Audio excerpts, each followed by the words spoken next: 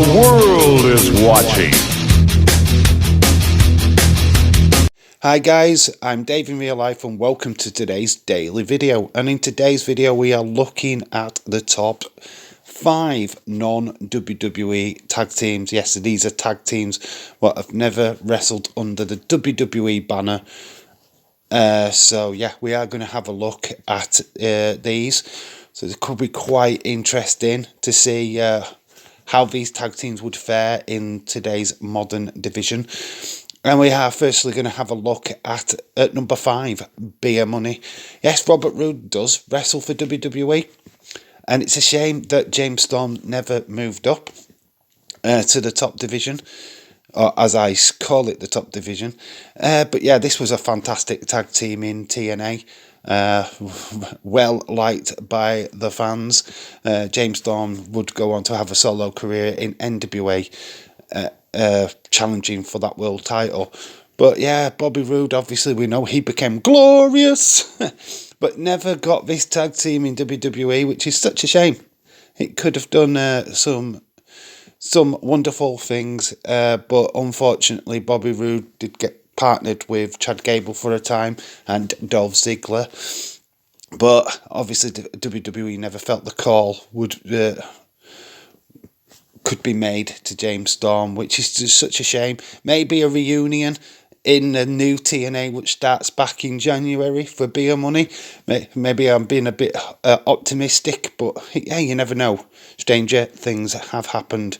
At number 4, and this goes under the rules of it not being under WWE ownership when they was tag teaming, and that is, of course, Harlem Heat. Harlem Heat, obviously Stevie Ray and Booker T. Hoffman. Yeah, great tag team these guys were in WCW. Managed by Sensational Queen Sherry. Obviously went on to be tag team champions in that division.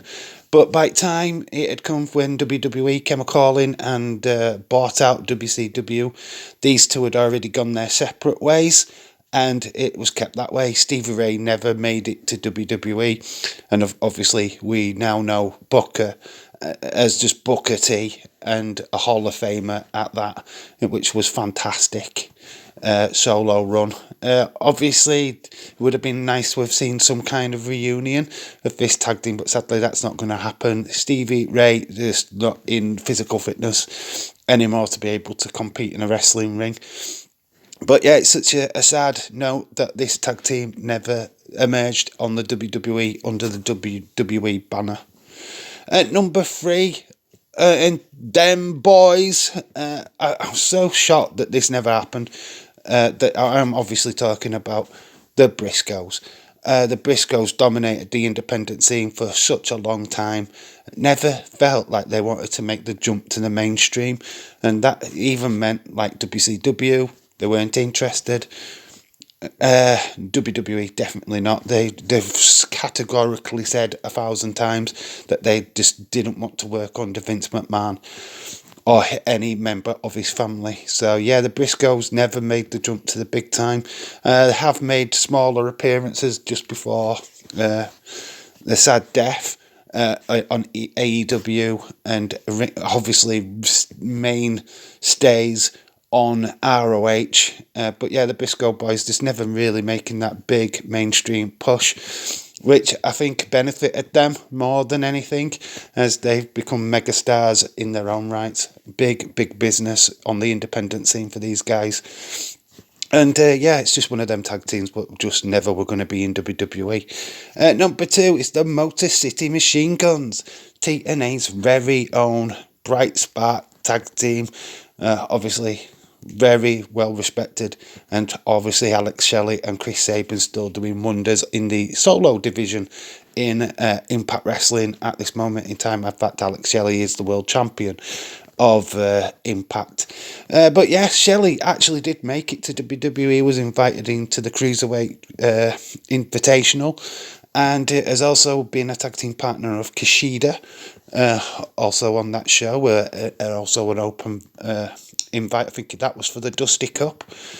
So yeah, obviously Chris Sabin never made that jump, but Yeah, I feel like it's always the case when we talk about these tag teams, is that one member gets brought up to WWE and the other one gets landed in the Indies, which is quite a shame, really. But yeah, Motor City Machine Guns are doing fantastic work in TNA. Can't imagine them coming up to WWE anytime soon. I think that ship has sailed for both of them guys. But yeah, they don't really need to. They're doing fantastic work for the company they are wrestling for right now. And at number one, finally, and I think you've already come to the conclusion who this is. And yeah, it's the Young Bucks. Yeah, they never ever made that jump to WWE. And while ever they were getting fantastic work in like New Japan and across the Indies, they never really needed to. But obviously, with the formation of AEW, a matter of only about 4 years ago now, which they are now in a nice little hot seat there as their executive producers or partners, of course, of Tony Khan, Kenny Omega, and whoever the other partnerships were. Yeah, they're in a high position in that company, so they never need to leave.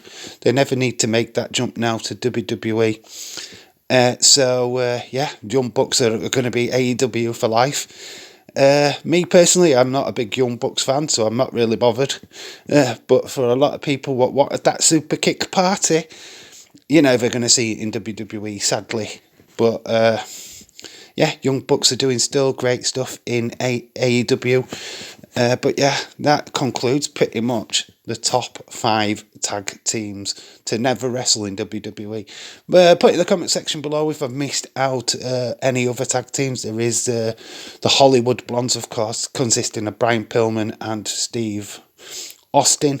Yeah, I didn't include them in this video because I wanted to keep it nice and short. But yeah, obviously there's many other tag teams that I could have mentioned in here. If you can think of any, slap them in the comment section below. Maybe there's a future video of another top 5 teams what never wrestled in WWE.